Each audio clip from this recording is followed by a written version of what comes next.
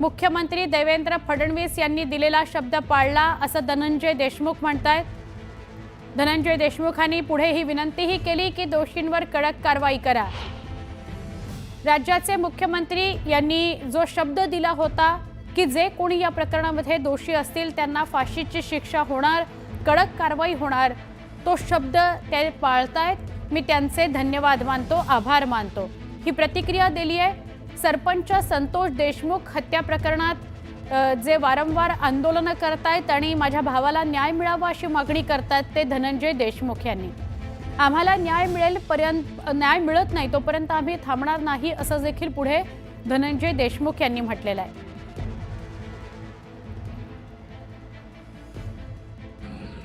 मस्साजोगचे सरपंच संतोष देशमुख यांची निर्गुण हत्या झाल्यानंतर याचे पडसाद राज्यभरात पाहायला मिळाले। संतोष देशमुख यांच्या कुटुंबियांची मागणी होती की या प्रकरणामध्ये वाल्मिक कराड हे देखील दोषी असून त्यांच्या विरोधात देखील कारवाई करण्यात यावी। काल अखेर न्यायालयाने ही मागणी मान्य केली आहे।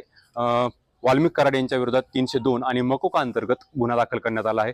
आपल्यासोबत धनंजय देशमुख आहेत, त्यांच्याकडून आपण त्यांची प्रतिक्रिया जाणून घेणार। धनुभाऊ, वाल्मिक कराड यांच्या विरोधामध्ये 302 दाखल करण्यात आला आहे आणि मकोकाच्या याच्यानुसार कारवाई होत आहे, तुमची पहिली प्रतिक्रिया? मी कालही प्रतिक्रिया दिली ती। आमचे जे देशमुख कुटुंबीय आहे, आमचा जो माणूस होता, कुटुंबाचा कर्ता होता, गावचा प्रमुख होता, त्याला ज्या ह्या विकृतीने संपवलं, क्रूर पद्धतीने संपवलं, त्या दिवसापासून आम्ही एकच मागणी करतोय की आम्हाला न्याय भेटला पाहिजे। आणि प्रामुख्याने ही गोष्ट सांगेल, जी न्यायव्यवस्था आहे, मग त्याच्यामध्ये पोलीस प्रशासन असेल, CIDची यंत्रणा असेल, SITचं पथक असेल आणि मुख्यमंत्री साहेब असतील, त्यांनी दिलेले जे सगळे शब्द होते की आरोपीला फाशीची शिक्षा होणार, जे कोणी त्याच्यात दोषी सापडतील, आणि आमचं पण तेच मागणं होतं की जे दोषी आहेत त्यांना कडक कारवाई होऊन त्यांना फाशीची शिक्षा झाली पाहिजे। धनंजय देशमुख न्यूज 18 लोकमतशी एक्सक्लुझिव्ह बोलत होते। पुढे जाऊया। शिवसेना आपण वेगवान स्वरूपातल्या घडामोडींकडे पुन्हा वळतो आहोत। शिवसेना उपनेते तथा माजी आमदार ज्ञानराज चौगुले यांनी उबाठा गटाचे आमदार प्रवीण स्वामी यांच्या विरोधात बनावट जात प्रमाणपत्र असण्याबाबत माननीय उच्च न्यायालयात याचिका दाखल केली होती। या संदर्भात चौगुलेंनी जात पडताळणी समितीसमोर रितसर तक्रार दाखल केली होती, परंतु समितीने सदर प्रकरणी सुनावणी घेण्याचे अधिकार नसल्याचं कारण देत ही तक्रार फेटाळलेली आहे। शिवसेनेनं आगामी स्थानिक स्वराज्य संस्थांच्या निवडणुकीकरता तयारी सुरू केलेली आहे। त्यानुसार जिल्हा प्रमुखपदी 2 महिन्यांपूर्वीच ठाकरे गटातून पक्षात आलेले विष्णू भंगाळे यांची नियुक्ती करण्यात आली आहे।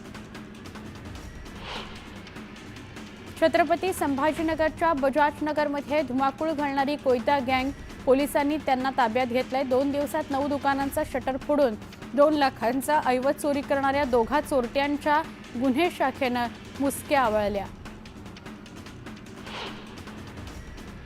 छत्रपती संभाजीनगरमध्ये घाटी रुग्णालयातील बालरोग विभागाच्या वॉर्डात वर्षभरात 9,500 मुलांवर उपचार करण्यात आले, तर OPDत वर्षभरात सुमारे 30,000 मुलांवर उपचार करण्यात आले।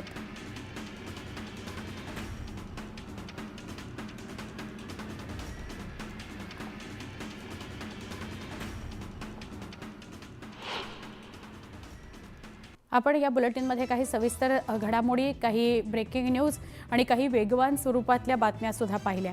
आता आपण 25 मिनिटं 50 बातम्या या बुलेटिनला सुरुवात करणार आहोत, पण आपल्याला कल्पना आहे की आजचा दिवस सुद्धा याकरता महत्त्वाचा आहे की काल वाल्मिक कराडला कोर्टात केसच्या हजर करण्यात आलं। तिथे त्याला न्यायालयीन कोठडी मिळाली 15 दिवसांची आणि प्रकरण होतं खंडणीचं।